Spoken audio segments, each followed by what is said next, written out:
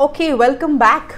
So in this particular session, as I said, we are going to do this amazing activity together. I'm going to teach you how can you critique a resume. So I am and after this session there's going to be assignment video where you will actually critique your own resume. So please listen carefully, watch carefully, make lots of notes.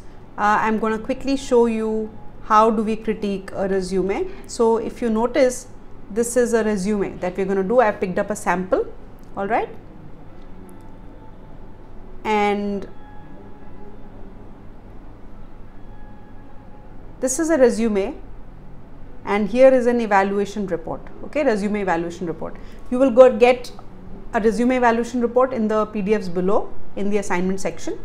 You need to pick up that evaluation report, take a printout, or just convert it into a Word and start filling in. Okay.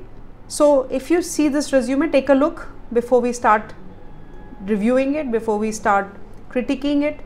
There is education. Of course, the details above are hidden for confidentiality reasons. It's just a sample I picked up. Education, experience, right?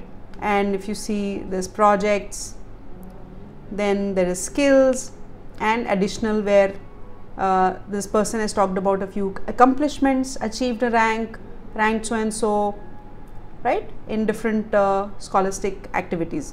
So let's look at the evaluation report now. The first point says, does the resume have a clear purpose? Here the answer is no, and I'll tell you why.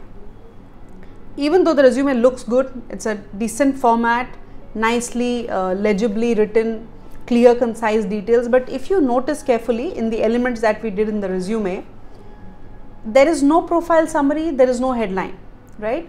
So that positioning is missing. Okay, there is no clear purpose defined in this resume. Doesn't talk about what is the role, what have you done, what is your profile summary, what are some of the strong high points of your profile. None of that is given. So the resume have a clear purpose? The answer will be no. Does the resume tell the reader why you are qualified for the job? No. Or yes? Tell me, what is your answer? Does the resume tell the reader why you qualified for the job? Well, the answer is yes, because the education skills are all written, right? That shows qualification, that shows your expertise, technical skills, certification, and education is given right on top. So if you notice the job description, they talk about the education. Should be a graduate, should be an engineer, should be a BTech, right? In computer science, for example. So the education is given right on top, and that's why the resume, yes, it does tell the reader why he or she is qualified for the job. Now, capability summary of skills, does it highlight the key tasks needed by the employer? Yes, it does, right? Look carefully. The achievements are nicely highlighted. Under the experience, the details are given nicely, right? So these are the key tasks that may be needed by the employer. And I'm sure that, you know, once you look at the job description, you will do some reverse engineering and to see what are the closest possible pointers there that you can include in the resume. Next point is, does it focus on what you can do to benefit the employer? Yes, because this person has benefited the employers earlier in the older experiences and the roles. So if you see, there is again highlighted details, numbers quantified, 12,000 plus, revenues, boost company revenues up to 40%, and so on and so forth. So the answer is yes. Does it demonstrate that you have appropriate knowledge, competency, or expertise? Yes. Other than the education, the skills are mentioned here, the certifications are mentioned nicely in a clear, concise way. Format. Does the resume fill one page without being overcrowded? Answer will be yes.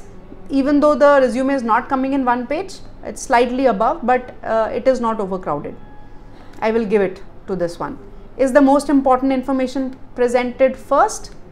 You tell me. Is the answer yes or no? Well, the answer is no, right? Because the most important information right on top should be the headline, the profile summary, right? Talking about the impact, you know, talking about the strengths. So remember how to create an impact in 30 seconds? That piece is entirely missing. And that is why I said the first point, does the resume have a clear purpose? No. Is the most important information presented first? We've already done this. Is the resume easy to read with minimal bold, underline, italics?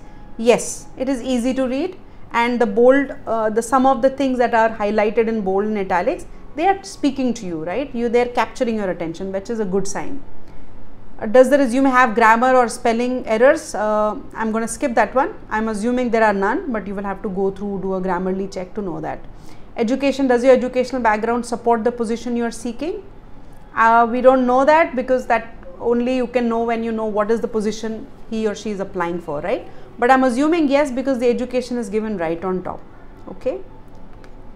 Have you included other training, workshops, seminars to further enhance your qualifications? Yes. So here the person has written skills, the certifications are mentioned, so many certifications done. Does it include institution with its location, graduation date, program, GPA and relevant coursework? Yes, right? And if you see here, the small italics is given just under in the education, and the year of passing out is given, the GPA is also there, so all that is yes. Does the resume include job related accomplishments? Yes.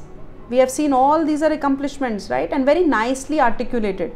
If you see, with highlighting the pointers, the technology worked upon, all that are positive signs. Do all the accomplishments listed clearly support the job you're seeking? We don't know that, unless we know what is the position being applied for. Are they presented through the use of powerful and specific action verbs? Let's see. Yes.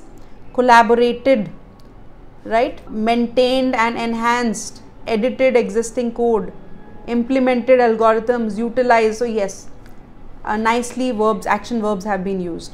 Does this section explain how your past experience is related to the needs of the new job?